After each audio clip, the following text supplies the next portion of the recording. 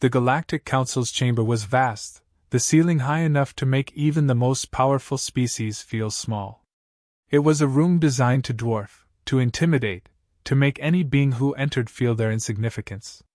And as Dr. Cale Harrison stepped forward, his boots echoing against the marble-like floor, he felt the weight of that very insignificance pressing on him. He'd stood in front of many councils before, human, alien, and interspecies, but this one was different. This was the Galactic Council. The body that governed the entire galaxy. The very people who held Earth's fate in their hands. Cale adjusted his collar, straightened his posture, and took a deep breath. His hands were steady, his pulse barely perceptible, but the pressure was suffocating.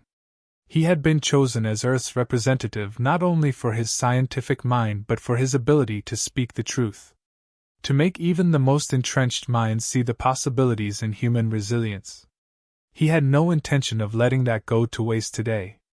At the head of the room, Elder Vaughn, a towering figure from the Solarian species, a race known for their longevity and intelligence, sat in silence.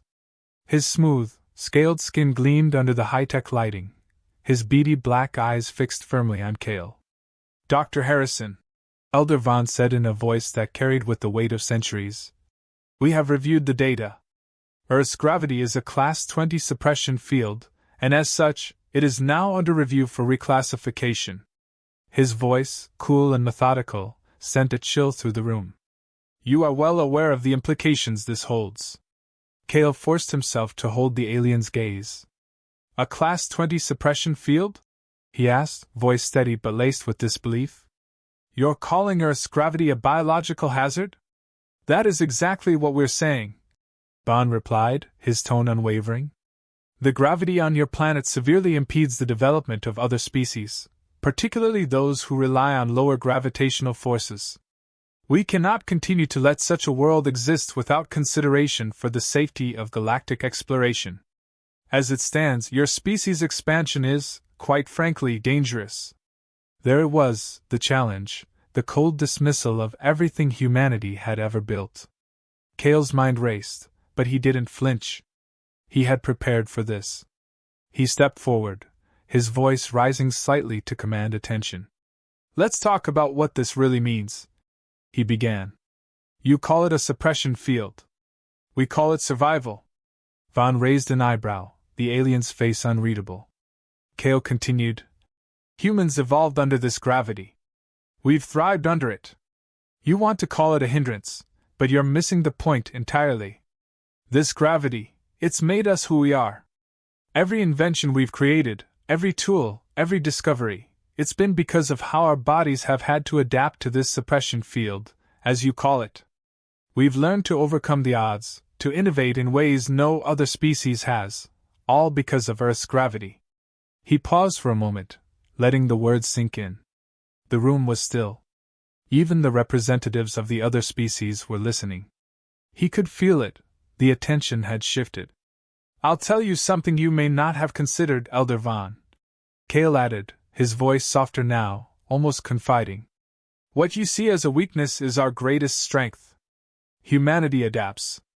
You may have superior technology, greater physical ability, but when it comes down to it, it's humans that have survived the greatest odds, not because of some natural advantage, but because we refuse to give up." The council was silent. Cale could feel the tension in the air. Elder Vaughn leaned forward, his tentacles moving in small, deliberate motions as he processed what Cale had said. "You speak of adaptation," Vaughn said, his tone now a little more measured. "But adaptation does not always mean evolution in the right direction. It means survival, but not necessarily progress. Your species' innovations are not without flaws. Your reliance on archaic technology is clear. This strength you speak of might very well be your undoing." Cale clenched his fists, but his expression remained calm. He knew this was coming. He had expected the skepticism. But it wasn't just skepticism that they were up against. It was centuries of alien prejudice, of a universe that saw humanity as new, young, and inferior. "And what about your species, Elder Vaughn?" Cale said, his voice hardening. "I've seen your kind, your ancient race, with your centuries of history. And yet, when it comes down to it, you're still fighting the same fight, preserving yourselves, trying to hold on to your past glories. You say humanity relies on archaic technology, but let me remind you, it was humans who built the first faster-than-light ship. It was humans who cracked the code of dark matter, something your species has only just begun to understand. We're not just surviving, Elder Vaughn. We're thriving. And you are here to tell us we don't belong? The council room felt smaller now. Kale could see the flickers of doubt in some of the other alien representatives. Their minds were opening, just slightly, but Kale could feel the momentum shift. Elder Vaughn's eyes narrowed as he looked at Kale, his voice low but unyielding. You may have survived, Dr. Harrison, but survival does not guarantee your place in the future. Earth's gravity is a hazard to the safety of the Federation. If your species cannot overcome it, you will be relegated to the outskirts of galactic influence, left to your isolated corner of the galaxy. Kale's jaw clenched, but he held Vaughn's gaze. You want to isolate Earth? Fine. But don't forget, Elder Vaughn, we'll survive. We always have. And when the Federation realizes the potential of a species that refuses to back down, you'll be the one left behind. He turned and walked toward the door of the chamber. I'm done defending our survival, Kale muttered as he left. Now I'll make you see why you can't afford to ignore humanity. The silence of the Galactic Council chamber lingered long after Kale had left, the weight of his words hanging in the air like a thick fog. As the doors slid shut behind him, the Council's representatives slowly shifted in their seats, murmuring among themselves, exchanging looks of confusion, skepticism, and, for the first time, a flicker of respect. Kale had left them with more questions than answers, and while the debate had been heated, he had struck a chord, something he hadn't expected. Back on Earth, Kale's team was already preparing their next move. The situation was delicate, and while the Council had reacted with the usual disinterest, Kale knew there was still time to make them see the value of humanity's unique position in the galaxy. He couldn't let them believe Earth was just a primitive rock with a dangerous gravity field. No, Earth had proven time and again its ability to adapt, to evolve beyond expectations. The sterile walls of the Earth Galactic Research Center were a stark contrast to the wild beauty of Earth's landscapes. The center was a hub of human ingenuity, housing some of the brightest minds from Earth's many scientific fields. Kale stood in front of a massive holographic map of the galaxy, his mind racing. He knew that his argument in the Council had only been the beginning. He needed evidence, proof that humanity's gravity, far from being a suppression field, had shaped them into one of the most adaptive species the galaxy had ever known. As Kale turned to his team, a sense of urgency settled over him. The clock was ticking, and Elder Vaughn's argument that Earth's gravity was a biological hazard had stuck, no matter how ridiculous it seemed. The Council would not be easily swayed. They had the power to render Earth irrelevant. Kale's next move had to be perfect. We need more than just data, Kale said, his voice steady, yet carrying the weight of his responsibility. We need a demonstration. We need to show them, prove to them, that Earth's gravity, the very force that they think holds us back, is what makes us stronger than any other species in the galaxy. Dr. Elena Brooks, a leading physicist in the group, stepped forward. What do you have in mind, Kale? Kale met her eyes, determination in his. We're going to show them how Earth's gravity has pushed us to innovate, to evolve faster than any species can possibly understand. We'll create something they can't ignore. We need to build a machine that demonstrates humanity's ability to adapt and thrive in conditions they've never had to face. Elena's eyes sparked with recognition. You mean, the adaptation engine? That's right, Kale said with a nod. We'll take the very thing they think is holding us back and use it to propel us forward. The adaptation engine was a prototype, a device that used Earth's unique gravitational conditions to create energy, to enhance human physical and cognitive abilities. It had been in development for years, but it had never been fully tested under real conditions. Kale knew this was their chance to prove the worth of Earth's gravity, not only to the Council but to every species that had ever underestimated them. Back on the galactic station, Elder Vaughn sat in his office, staring at the holographic report Kale had just presented. He couldn't deny the intelligence in Kale's argument. Humanity had survived against all odds, thrived even, in an environment that, to most species, was hostile and detrimental. The data was irrefutable. But Vaughn's skepticism ran deep. He had seen species rise and fall, many claiming that their uniqueness was what made them irreplaceable. Earth's gravity, though, felt like an unnatural obstruction, an anachronism in a universe where many species had long ago adapted to lower gravity worlds. His thoughts were interrupted by a soft chime from his terminal. A new transmission. It was Kale, again. Vaughn's lips curled into a faint smirk. He almost admired the human's persistence. "This is getting tiresome," Vaughn muttered as he activated the hologram. "Elder Vaughn." Kale's image appeared, standing confidently in front of a large screen filled with images of human technological advancements. "I've got something for you. Something that might make you reconsider your stance on Earth's suppression field." Vaughn crossed his arms. "And what would that be, Dr. Harrison? More of your anecdotes about Earth's adaptation? I'm afraid I'm not convinced." Kale's smile remained unfazed. "I'm not asking for your belief, Elder. I'm asking you to see what we've done with what you call a hindrance.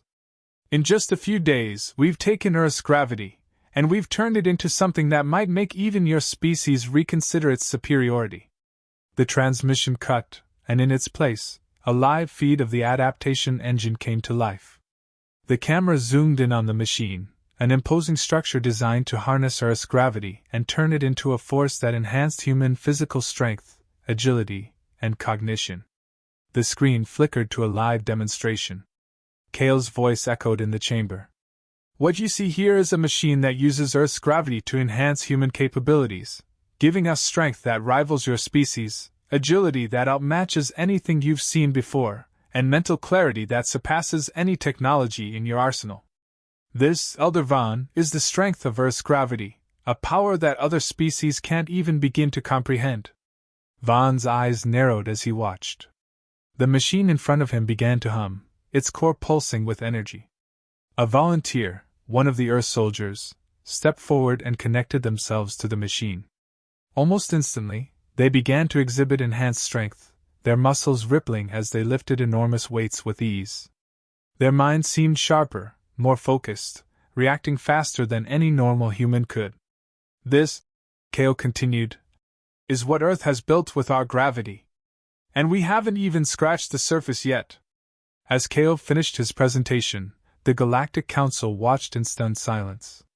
Elder Vaughn remained still, his mind racing with calculations, with questions. For the first time, he was forced to reckon with the possibility that Earth was not just a primitive species with dangerous gravity. It was a species that could evolve beyond even the most advanced races in the galaxy. "Impressive," Elder Vaughn muttered, his voice low and grudging. "I did not expect this." Kale's smile widened. "I didn't expect you to, Elder. But now that you've seen what humanity can do with its own gravity, I think you'll agree, Earth deserves more than a Class 20 label. We deserve our place in the galaxy, and we'll fight to keep it." The demonstration had done its job. Kale had not only proven the strength of humanity's gravity but had also made a bold statement. Earth would no longer be underestimated. As the council debated, Kale's team prepared for whatever came next, because they knew this was only the beginning. And Earth's place in the galaxy was just about to be secured. The Galactic Council was no longer a silent, indifferent body. It was now a battleground of ideals. The once rigid factions, each convinced of their own superiority, had been forced to confront something they had long dismissed: the possibility that humanity was not just a species struggling to survive on a backward planet, but one that could adapt, innovate, and thrive under the most hostile of circumstances. Kale stood at the front of the council chamber once again, but this time, the atmosphere had changed. The air was thick with anticipation. Elder Vaughn, who had once looked at Earth with disdain, was now observing Kale with a mixture of curiosity and uncertainty. The other council members, including representatives from the Varkian and Zela species, were watching closely.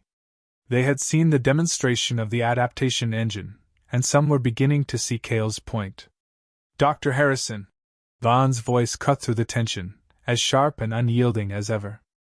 I will admit that the demonstration was intriguing. However, what you presented was a mere enhancement of human abilities.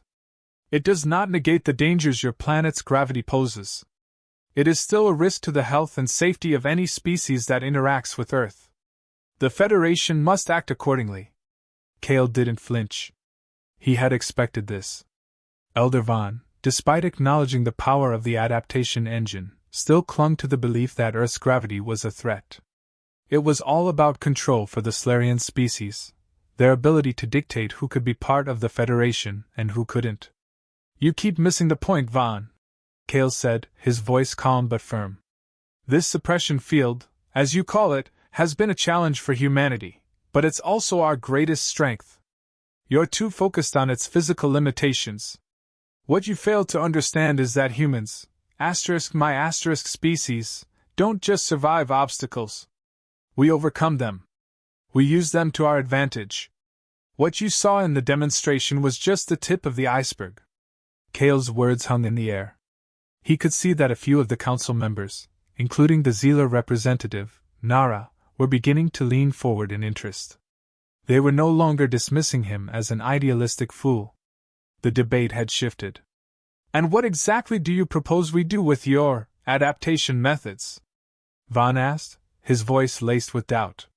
You want the Federation to allow your planet's instability to become a resource? How do you intend to make your gravity beneficial to the entire galaxy? This was it, the moment Cale had been waiting for. He stepped forward, his stance resolute. What I'm saying is this: humanity has something unique that no other species possesses. Our gravity, which you think is a burden, has driven us to develop technologies that no other civilization has. It has made us tough, adaptable, and willing to face anything head-on. The Federation has the technology to neutralize a Class 20 suppression field, but you're not seeing the bigger picture. Humanity's strength isn't in the technologies we create, it's in our ability to take on challenges that seem insurmountable and find a way to make them work for us. And that's exactly what we've done. A murmur spread across the council. Cale had hit a nerve. It was clear now that the tide was turning, but he knew the real battle was just beginning. Elder Vaughn, who had once seen humans as an inconvenience, was now looking at Cale not as an opponent, but as an equal, a recognition Cale knew would not come easily. Explain yourself, Vaughn said, his voice less certain now, though still skeptical. What more can you demonstrate? You've shown us the adaptation engine, but that doesn't solve the core issue. Cale smiled, sensing the opportunity. I agree. The engine alone doesn't fix everything. But what it does is give us the potential to do more. Humanity is not bound by limitations, we create new solutions.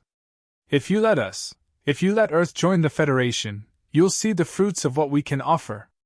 Turning toward the projection in the center of the room, Cale activated a series of visual representations.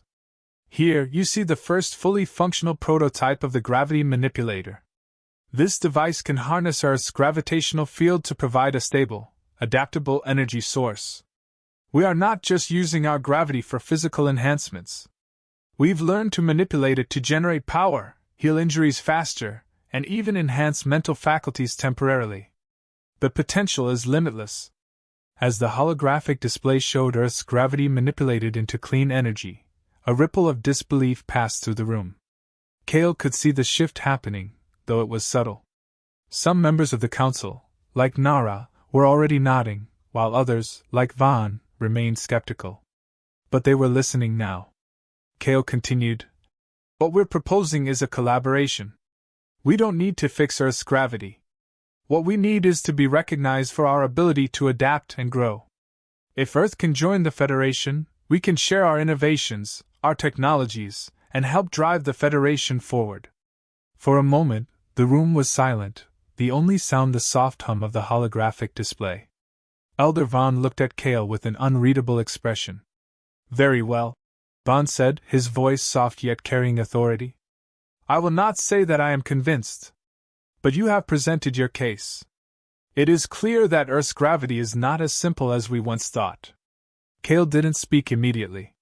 He knew the fight wasn't over, but he had given his best argument. Now, it was up to the rest of the council. He turned to face the room. I'm not asking you to sympathize with Earth's struggle. I'm asking you to recognize the potential we offer. Humanity's greatest asset isn't our gravity. It's our resilience. And that's what makes us worthy of a place in the Federation. The room was still, but Cale could feel the eyes of the council members on him. He had done all he could. The future of Earth, and humanity's place in the galaxy, was in their hands now. ### immediate aftermath. As the debate shifted to a vote, Cale watched from the side, his heart racing. He knew that his arguments had made an impact, but whether or not it would be enough to change the council's decision was uncertain. Elder Vaughn remained silent, but his expression was more contemplative than before.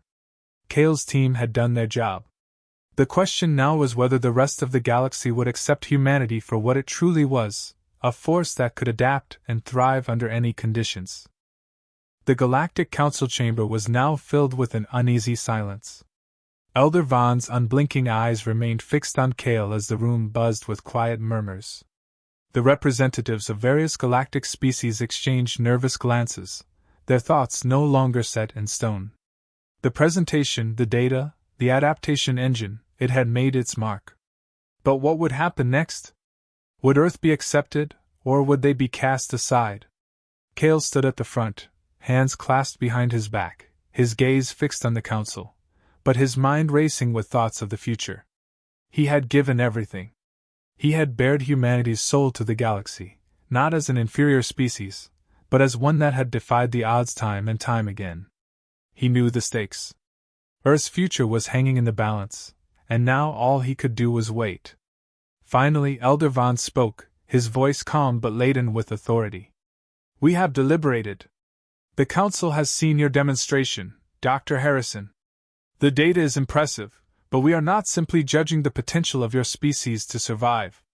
We are judging whether Earth's continued existence can be integrated into the Federation without disrupting galactic stability. Cale's stomach clenched, but he didn't break his composure. The question of Earth's gravity is no longer just a matter of physical adaptation, Vaughn continued. It is a matter of how your species can contribute to the greater good of the Federation. Dr. Harrison, your argument that humanity thrives under hardship has been compelling. But we must still consider the risks that could have ripple effects across the galaxy. Cale stepped forward, his voice firm. I understand your concerns, Elder Vaughn. But I believe you've missed the point. What you call a suppression field has shaped us in ways no other species has been shaped. It has made us resilient, resourceful, and adaptable. Humanity doesn't just survive, we thrive. And that's the very reason why we're ready to join the Federation. Not because we want to rely on your help, but because we can offer something you can't find anywhere else. The room fell silent again. Even Vaughn seemed momentarily taken aback by the conviction in Cale's words. Let us proceed with the vote, Vaughn finally said. The council members each took their seats, and one by one, their votes were cast.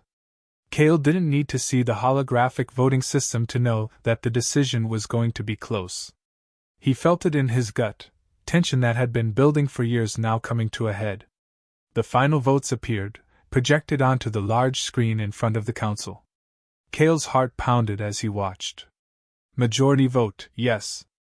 The room exploded into a mix of surprised murmurs and hushed whispers. Elder Vaughn, for the first time, appeared stunned, his tentacles twitching ever so slightly in disbelief. Earth is granted provisional membership to the Galactic Federation, Vaughn announced, his voice quieter than before. However, with stipulations. Earth will be placed under observation for the next 25 Earth years. Should your species continue to show the adaptability you've demonstrated today, full membership will be granted. But be warned, Earth's gravity still poses challenges. The Federation will offer you assistance, but we will not act on your behalf. Cale let out a breath he hadn't realized he'd been holding. There was still much work to be done. Provisional membership wasn't the victory he had hoped for, but it was a start, a stepping stone toward acceptance. "Thank you," Cale said, his voice steady, though relief flooded through him. "You've made the right choice. Humanity is ready to contribute in ways you cannot yet imagine." As Cale turned to leave the chamber, he couldn't help but glance at Elder Vaughn one last time. The old alien's expression had softened, just a fraction. The battle wasn't over, but today, Cale had won a significant victory, not just for Earth, but for humanity's future. #### immediate aftermath. Back on Earth, the news of the provisional membership was met with mixed emotions. People celebrated, unsure of what the future held, but hopeful that they had finally earned their place among the stars. Cale's team was congratulated, their efforts lauded as the first step in humanity's cosmic journey. But for Cale, the victory was only the beginning. He knew Earth had much to prove. Provisional membership wasn't a golden ticket. It was a challenge, a test of humanity's resilience, creativity, and adaptability. The Council had given Earth a chance to show that their species could contribute to the greater galactic community. But Cale knew that the real work started now. Humanity had been underestimated for far too long. And now, it was time to show the galaxy what Earth was truly capable of. #### conclusion. Cale stood on the balcony of the Galactic Research Station, looking out at the stars. The future stretched out before him, a future where Earth would no longer be a backwater, a forgotten planet at the edge of the galaxy. Humanity would prove its worth, not just by its ability to survive but by its capacity to adapt and thrive. Earth was ready to rise, and Cale Harrison had just become the first to show the galaxy that humanity was a force to be reckoned with. "Onward," Cale whispered to himself, his eyes scanning the stars. "We've only just begun." This marked the beginning of Earth's true place in the galaxy. The fight wasn't over, but humanity had proven that it was ready for whatever came next. Through sheer will and adaptability, they had won a seat at the table. Now, it was time to prove their worth. And Cale knew one thing for certain: humanity wasn't about to let the galaxy forget the name of Earth.